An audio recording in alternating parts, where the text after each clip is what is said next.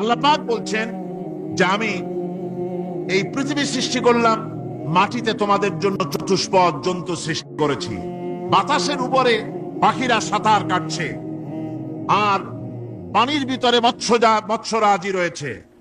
এ সমস্ত প্রাণীগুলি আত্মরক্ষার জ্ঞান আমি দান করেছি, তারা তোমাদের জন্য উপকার করে।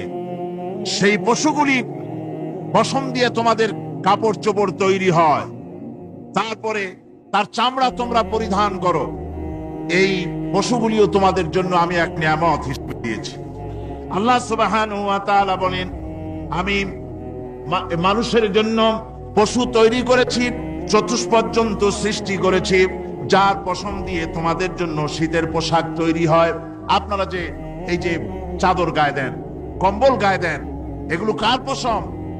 পশুর পশম। জন্তুগুলির পশম দিয়ে আপনাদের জামা কাপড়গুলি তৈরি হয়। তারপরে এই পশু আপনাদের জন্য বাড়িতে পাহারা লাগায়।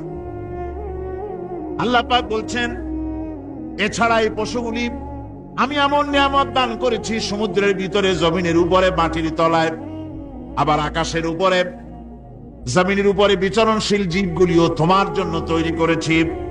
وَتَحْمِلُ أَثْقَالَكُمْ إِلَى بَلَدٍ لَّمْ تَكُونُوا بَالِغِيهِ إِلَّا بِشَقِّ الْأَنفُسِ। আল্লাহ পাক বলেন, এই পশুগুলি তোমাদের আরো অনেক উপকারে আসে। তোমাদের বোঝাগুলি, বড় বড় বোঝাগুলি তারা এক শহর থেকে আর এক শহরে, দূর থেকে দূরান্তরে পিঠে করে তারা বহন করে নিয়ে যায়, যা তোমরা বহন করতে পারতে না। তোমাদের জন্য দারুণ কষ্ট হতো, মুসিবত হতো। এই ধরনের বোঝাগুলি, পশুগুলি তোমাদের জন্য বহন করে নিয়ে যায়। গাধা, ঘোড়া, হাতি আপনাদের বোঝাগুলিকে, বিরাট বিরাট বোঝা যা টানতে ট্রাক লাগে, মানুষের জন্য কষ্ট হয়, এই বোঝাগুলিও এই পশুর দ্বারা আল্লাহ পাক বহন করায় থাকেন। আল্লাহ পাক বলছেন, নিশ্চয়ই তোমাদের রব, তিনি তোমাদের প্রতি অত্যন্ত দয়াশীল, তার দয়া পৃথিবীর চতুর্দিকে ছড়িয়ে আছে। তিনি আমাদেরকে এ কোরআন নাযিল করেছেন, এ কোরআন আমাদেরকে শিক্ষা দিয়েছেন এমন এক রহমান, যার দয়া পৃথিবীর চতুর্দিকে সর্বত্র ছড়িয়ে আছে। আল্লাহর দয়া চতুর্দিকে কি ছড়িয়ে আছে কোন? আল্লাহর দয়া, আল্লাহর মহব্বত, আল্লাহর করুণা সর্বত্র ছড়িয়ে আছে। আল্লাহ পাক বলছেন, পশু সৃষ্টি করলাম, পশুগুলি তোমাকে পাহারা দিল, তার গোশত তোমরা খেলে, তাকে দিয়ে তোমরা মাল বহন করলে, তার পশম দিয়ে জামা কাপড় বানালে। আরো দেখো কি করলাম এই পশু দিয়ে, ওয়া ইন্না লাকুম ফিল আনআমি লাইবরা নুসকিকুম মিম্মা ফি বুতুনিহি মিন বাইনি ফারসিন ওয়া দামিন লাবানান খালিসান সাইগাল লিশারিবিন। আল্লাহ রাব্বুল আলামিন বলেন, চতুষ্পদ জীবের মধ্যে বুদ্ধিমান ব্যক্তিদের জন্য নিদর্শন রয়েছে। যারা বুদ্ধিমান তাদের জন্য নিদর্শন রয়েছে। দেখো, তোমার গাভীগুলি, এগুলি জমিনের ঘাস খেলো, এই ঘাস খাওয়ার পর তার শরীরের ভিতরে রক্ত তৈরি হলো, পেশাব হলো, ময়লা হলো। সেই পেশাব, ময়লা, রক্ত ইত্যাদির ভেতর থেকে আমি তোমাদের জন্য দুধ তৈরি করে দিলাম। যেখান থেকে পেশাব বের হলো, পায়খানা বের হলো, তার পাশের থেকে স্বচ্ছ, সুন্দর, সুমিষ্ট, সুস্বাদু দুধ আমি তোমাদের জন্য বের করে দিলাম। এই দুধ আল্লাহ পাক তৈরি করলেন। কাগজ তৈরি হয় যে মিল, কলকারখানায়, পেপার মিল। আপনারা যদি কোনো পেপার মিলে যান তো যে দেখবেন কাগজ তৈরি হয় গাছ দিয়ে। এই গাছগুলি মিলের মধ্যে, মেশিনের মধ্যে ঢুকানো হয়। মেশিনের ভিতরে গাছটা ঢুকে মেশিনের তাপে, বৈদ্যুতিক তাপে এই গাছগুলি গলে যায়, পানি হয়ে যায়। তারপরে ছাকনা থাকে, নেট থাকে, কয়েকটা নেট থাকে। সেই ছাকনাগুলির ভিতর থেকে ছেঁকে এরপরে সেই পানিটা চলে আসে প্লেটের উপরে, এসে আস্তে আস্তে শক্ত হতে হতে সেটা কাগজে পরিণত হয়ে যায়। পানিটা আস্তে আস্তে কাগজে পরিণত হয়ে যায়। তো এই কাগজ তৈরি করতে গিয়ে কাগজটা থেকে যে ছাকনাগুলি দেওয়া হলো, নেট দেওয়া হলো, যাতে করে কোনো আবর্জনা না যায়, সেজন্য এতগুলি নেট সিস্টেম আছে, এতগুলি ছাকনার সিস্টেম আছে। কিন্তু তারপরও এত সাবধানতা সত্ত্বেও আমরা দেখি কাগজে লিখতে গেলে কাগজের মধ্যে নিপের সাথে অ্যাক্সিডেন্ট হয়ে যায়। এ ধরনের আবর্জনা কাগজের মধ্যে দুই একটা থেকে যায়, অনেক কাগজের মধ্যে এরকম পাওয়া যায়, যায় কিনা ভাই? এবার আপনি দেখেন কাগজ তৈরি করার জন্য মিল কলকারখানার ভিতরে পেপার মিলে এতগুলো নেটের ব্যবস্থা থাকে, ছাকনার ব্যবস্থা থাকে, তারপরেও আবর্জনা কিছু কাগজের মধ্যে চলে আসে, দুই একটা থেকে যায়। কিন্তু ঘাস খেলো, কুটা খেলো, খড় খেলো, ভুসি খেলো, তুষি খেলো, গাবিতে খেলো, খাওয়ার পরে আল্লাহ রাব্বুল আলামিন এ দিয়ে দুধ বানালেন, এ দিয়ে পায়খানা হলো, পেশাব হলো, রক্ত হলো। দুধ যখন দহন করলেন, দুধ দহন করার সময় একটা ঘাসের কণাও কি তার মধ্যে পেয়েছেন? পাওয়া গেছে?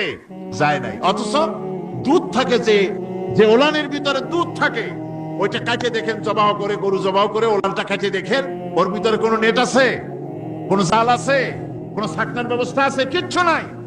সুবহানাল্লাহ কইতে ইচ্ছে করে না ভাইরা? আল্লাহ রাব্বুল আলামিন বলেন, এইভাবে করে পশুর ভিতরে তোমার জন্য কত, এক পশুতে কত উপকার করলাম, গোশত খাওয়ালাম, চামড়া দিয়া জামা বানায় দিলাম। প্রচন্ড শীত পড়ে যেখানে, কানাডায়, ইউরোপে, আমেরিকায় প্রচন্ড শীত পড়ে কোন কোন এলাকায়। দক্ষিণ আমেরিকায়, কানাডার একটা এলাকা আছে যেখানে এবার আমি সফর করে এসেছি। 12 মাস বরফ পড়ে সেখানে, বরফ আর বরফ ছাড়া কিছু নাই, সমস্ত রাস্তাঘাট সব বরফ আর বরফ। সেখানে এই প্রচন্ড শীতের ভিতরে মানুষ কিভাবে থাকবে? সুতা দিয়া তৈরি করা কাপড়ে শীত কিছুতেই মানতে পারে না। আমি তো গেছি এমন এক জায়গায়, কানাডা এবং আমেরিকা যেখানে ছিলাম, সেখানে শীত ছিল -11 টেম্পারেচার, -11। এখন বুঝেন যে ঠান্ডাটা কি পরিমাণ। মুখের থেকে থুতু ফেললে আপনি চেহারা ফিরাতে পারবেন না, এর মধ্যে আপনার থুতু বরফ হয়ে যাচ্ছে। এই রকমের প্রচন্ড ঠান্ডায় সব রকমের কাপড় চোপড় যা ছিল এগুলো সব কিনিয়া গায়ে দিয়ে আমি 1-3 হয়ে গেছি ফুলিয়া। তারপরেও আমার মনে হচ্ছে ঠান্ডা আমার হাত দিয়ে স্পর্শ করতেছে। তাহলে বরফের দেশ যেটা, এস্কিমোরা যেখানে বাস করে, সেই মানুষগুলির অবস্থা কি? ওই এস্কিমোরা যেখানে বাস করবে, 12 মাস যেখানে বরফ পড়বে, ওই জায়গার মানুষগুলো কি করে, কি গায়ে দিয়া বাঁচবে? এ পরিকল্পনা, এই চিন্তা দুনিয়ায় কেউ করে নাই, রহমান করেছেন। আল্লাহ রাব্বুল আলামিন পশু তৈরি করেছেন, পশুর গায়ে পশম দিয়েছেন, চামড়া দিয়েছেন। সেই জায়গার মানুষগুলি চামড়া দিয়া জামা তৈরি করে গায়ে লাগায়, শীত ঢোকে না।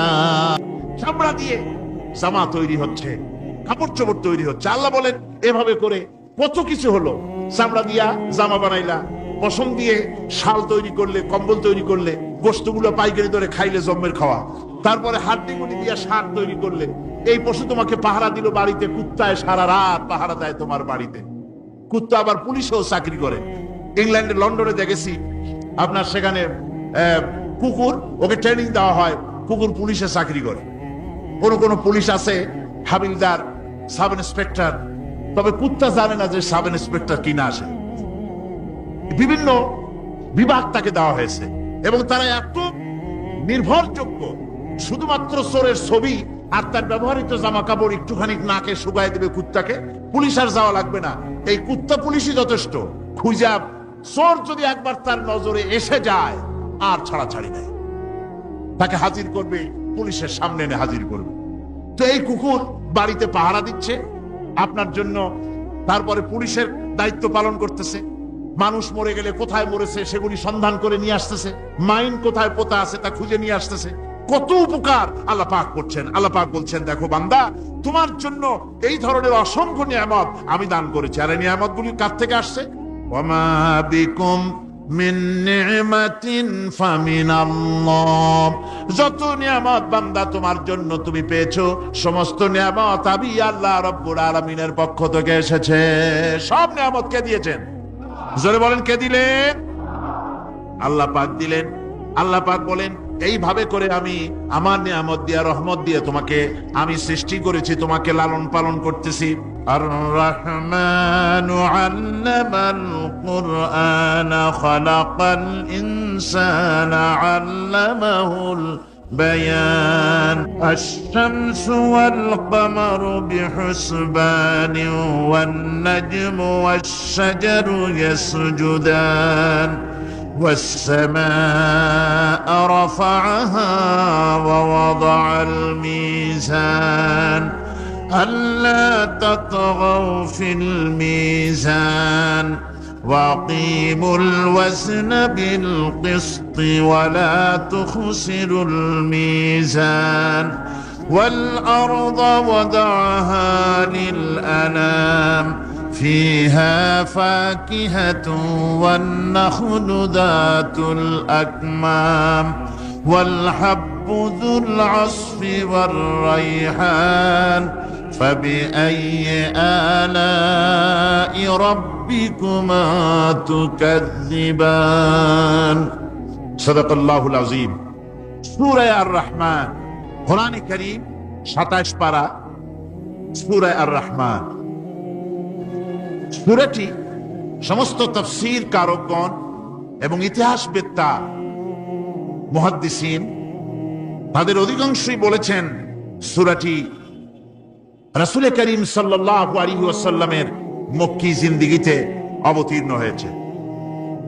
সূরাটির নাম হয়েছে আর রহমান। যেহেতু সূরাটি শুরু হয়েছে আল্লাহ পাকের এই নাম দিয়ে, এই পবিত্র নাম দিয়ে, সেহেতু এই নামটি দিয়েই সূরার নামকরণ করা হয়েছে। আর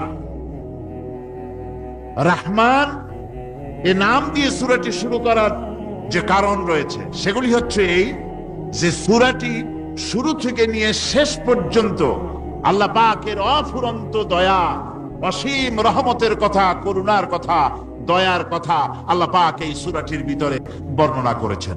মানুষকে যত নিয়ামত তিনি দিয়েছেন সেই নিয়ামতের কথা, করুণার কথা, দয়ার কথা তিনি এখানে বলেছেন।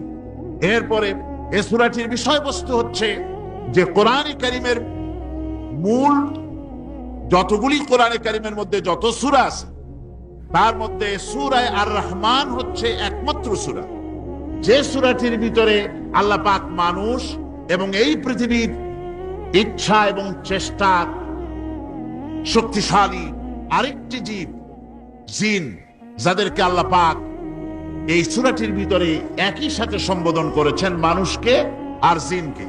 কোরআনে কারীমের অন্য কোন সূরায় মানুষ আর জিনকে একসাথে সম্বোধন করা হয়নি, যা করা হয়েছে সূরা আর রহমানের ভেতরে। আর জিন হচ্ছে মানুষের পরই ইচ্ছা এবং শক্তি, চেষ্টা এবং শক্তি সম্পন্ন একটি জীব। আল্লাহ পাক তার সীমাহীন এই জিন এবং ইনসানকে এই সূরার মাধ্যমে আল্লাহ পাক তার সীমাহীন দয়া, তার করুণা ইত্যাদি এই জাতিকে, জিন এবং মানুষকে বুঝাইছেন এবং মানুষ আর জিন জাতি তাদের অসহায়ত্ব আল্লাহ পাক বুঝিয়েছেন। কিয়ামতের দিন তাদেরকে আল্লাহর দরবারে জবাবদেহি করতে হবে এই ব্যাপারটিও আল্লাহ পাক তাদেরকে বুঝিয়েছেন। এছাড়া আরো একটি কথা এই সূরাটির ভিতরে পাওয়া যায়, সেটা হচ্ছে বোঝা যায়, সেটা হচ্ছে এই যে রাসূল করিম সাল্লাল্লাহু আলাইহি ওয়াসাল্লাম শুধুমাত্র মানুষের জন্য নবী নন, তিনি জিনেদের জন্য নবী। তাই তার মুখ থেকে কোরআন, মানুষের দাওয়াত, জিনেদের কাছে দাওয়াত আল্লাহ পাক তার মুখ থেকে বের করিয়েছেন। তিনি শুধু মানুষের নবী ছিলেন না, তিনি ছিলেন গোটা বিশ্ববাসীর নবী। এজন্য রাসূল করিম সাল্লাল্লাহু আলাইহি ওয়াসাল্লাম হচ্ছেন বিশ্ব নবী। রাসূল কি নবী? এই সূরাটির সূচনা হয়েছে মানুষ দিয়ে, মানুষকে দিয়ে আলোচনা শুরু হয়েছে। তার কারণ হচ্ছে মানুষ হচ্ছে আশরাফুল মখলুকাত। যদিও জিন এবং মানুষকে মুখাতিব করা হয়েছে, কিন্তু জিনেদের দিয়ে শুরু করা হয় নাই। তার কারণ মানুষ হচ্ছে আশরাফুল মখলুকাত। জিনেদের ভিতরে কোন নবী প্রেরণ করা হয়নি, নবী প্রেরণ করা হয়েছে সব মানুষের মধ্যেই। মানুষকে আল্লাহ পাক শ্রেষ্ঠ করেছেন, সুতরাং মানুষদের দিয়েই আল্লাহ পাক এই সূরাটি শুরু করেছেন।